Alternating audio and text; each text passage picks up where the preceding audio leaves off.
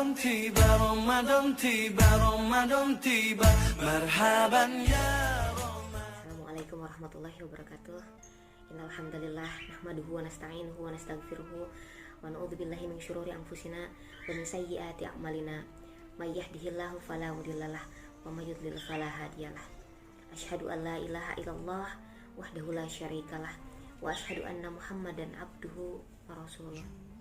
Alhamdulillah Bapak Ibu dan anak-anakku sekalian, hari ini kita sudah menginjak di hari ke-6 di bulan Ramadan. Semoga puasa kita diberi kelancaran dan Allah memberkahi kita semua. Amin ya rabbal alamin. Bapak Ibu dan anak-anakku sekalian, sebagaimana kita ketahui bahwa Ramadan tahun ini di tahun 1441 Hijriah itu berbeda dari Ramadan tahun-tahun sebelumnya.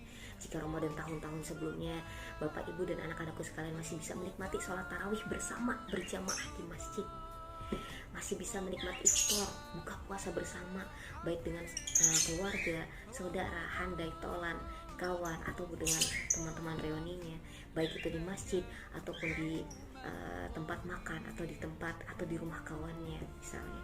Atau tahun lalu mungkin kita masih ikut yang namanya kegiatan iktikaf di 10 hari di bulan Ramadan di masjid, atau kegiatan sahur on the road, atau beberapa kegiatan atau peribadatan lainnya yang kita lakukan dulu di bulan Ramadan, tapi di tahun ini berbeda.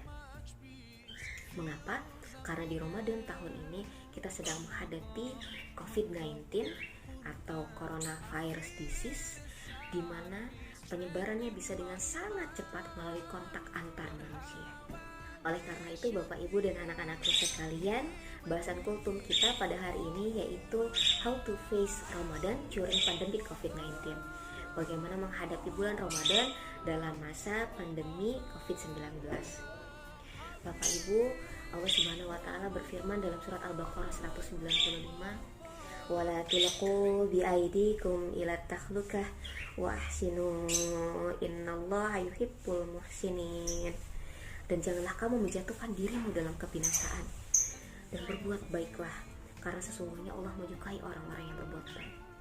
Nah, Allah berfirman, dan janganlah kamu menjatuhkan dirimu dalam kebinasaan.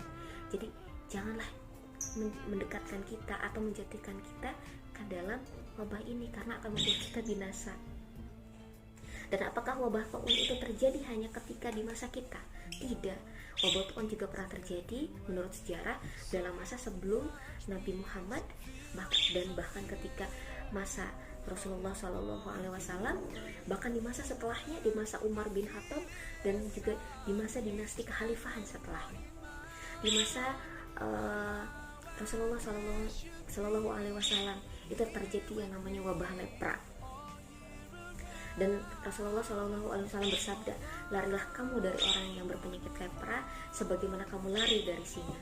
Tuh, saat itu Rasulullah sudah menganjurkan kepada kita untuk tidak melakukan kontak fisik dengan orang yang berpenyakit menular, bahkan seperti lari dari singa. Artinya kita harus menjauhi. Dan ketika masa kekhalifahan Umar bin Khattab, ketika itu Umar bin Khattab sedang perjalanan menuju Syam.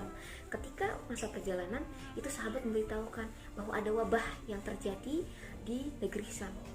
Akhirnya Abdurrahman bin Auf berkata, Rasulullah SAW bersabda, jika terjadi wabah di suatu negeri, maka hindarilah negeri itu. Atau jika kamu yang berada di negeri itu, atau jika ada wabah yang terjadi di negeri itu, maka tinggallah kamu di negeri itu. Artinya Rasulullah menganjurkan kita atau menyuruh kita untuk menghindari daerah yang terjadi wabah atau penyakit.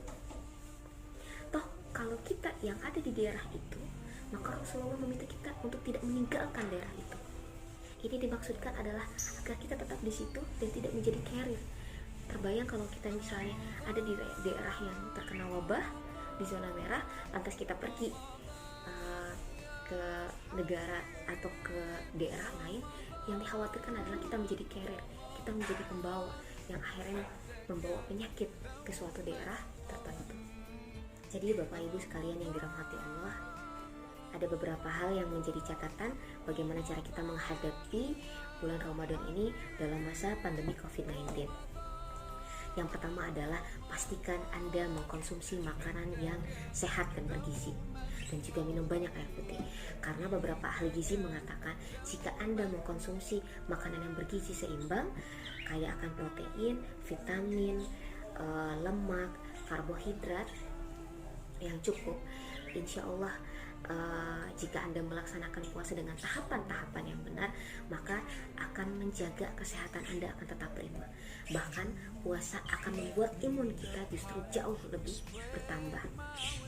Imun yang kuat, imun yang bertambah akan membuat kita juga kuat atau tercegah dari virus corona.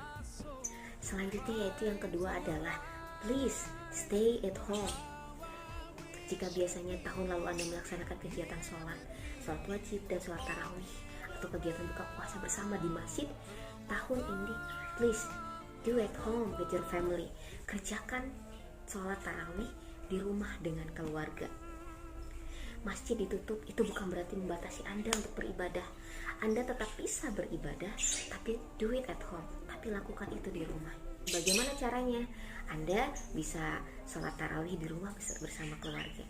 Tapi alhamdulillah ya, beberapa hikmah ketika Anda sholat tarawih bersama keluarga, terutama untuk yang ikhwan ya, bapak-bapak, adik-adik maupun anak-anakku sekalian.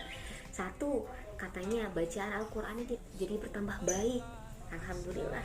Yang kedua, katanya hafalan Quran itu juga jadi bertambah. Semoga juga dengan adanya coronavirus ini juga ada hikmah di dalamnya. Yang biasanya jadi makmum di masjid, sekarang malah jadi imam di rumah sendiri.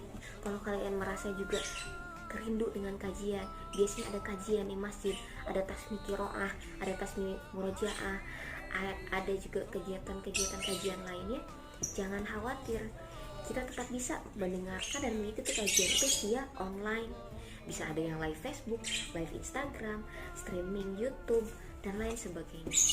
Jadi jangan bilang dengan adanya virus corona itu membatasi kita dalam beribadah. Tidak, kita masih tetap bisa beribadah, hanya kita beribadahnya di rumah.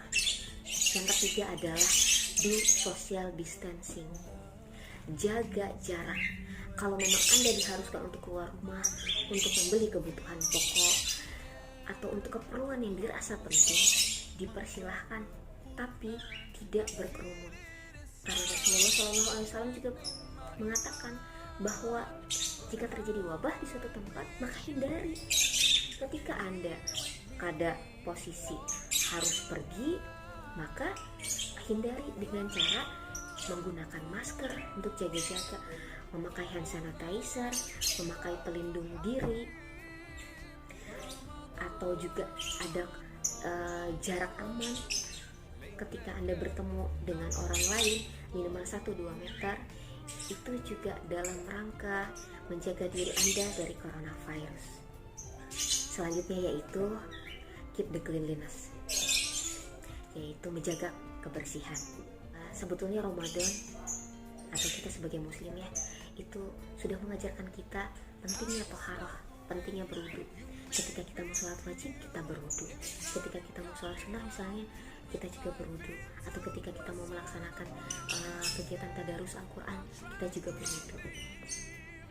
Nah, sebetulnya dengan seringnya kita berwudu atau dengan seringnya kita menjaga wudu, itu mengantisipasi kita dari virus corona.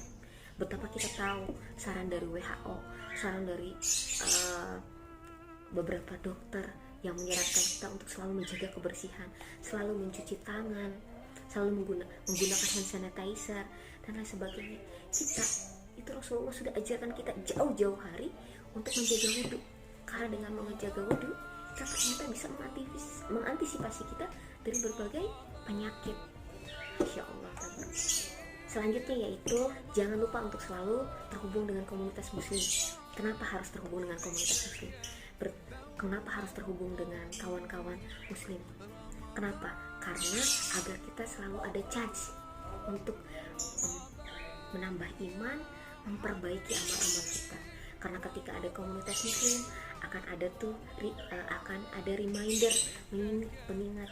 Sudah misalnya sudah berapa juz hari ini, atau bagaimana keadaan sholat tarawihmu, apakah istiqomah, atau misalkan ada sharing-sharing tentang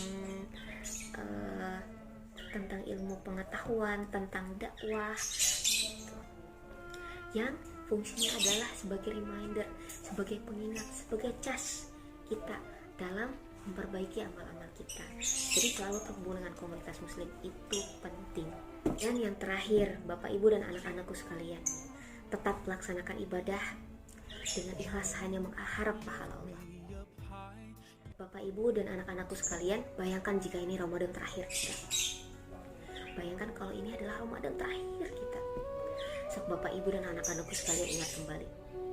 Adakah yang Ramadan terakhir kemarin kita bertemu dengan saudara, keluarga, handai, tolan, kawan kita yang masih bisa kita temui di Ramadan kemarin? Bahkan kita masih bercanda, bahkan masih kita bisa silaturahmi di hari lebarannya, masih bisa mengobrol, masih bisa kontakkan sama mereka. Tapi Allah memanggil mereka sebelum Ramadan hari ini tiba. Berarti kesempatan mereka sudah sampai Ramadan terakhir kemarin. Ramadan kali ini mereka sudah tidak bersama kita lagi. Jadi Bapak Ibu bayangkan jika Ramadan ini adalah Ramadan terakhir untuk kita.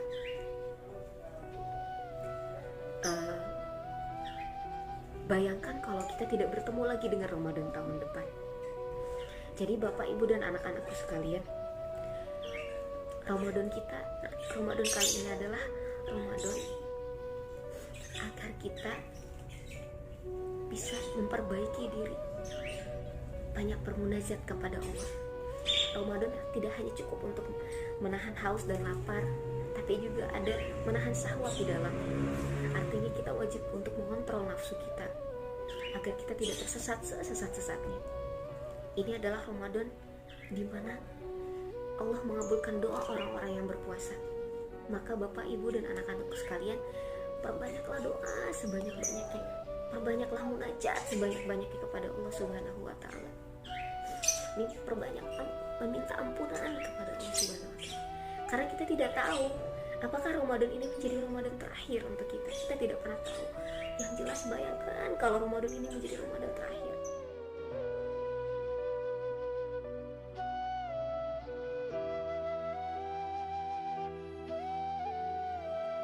Demikian kultum yang dapat saya sampaikan pada kesempatan kali ini.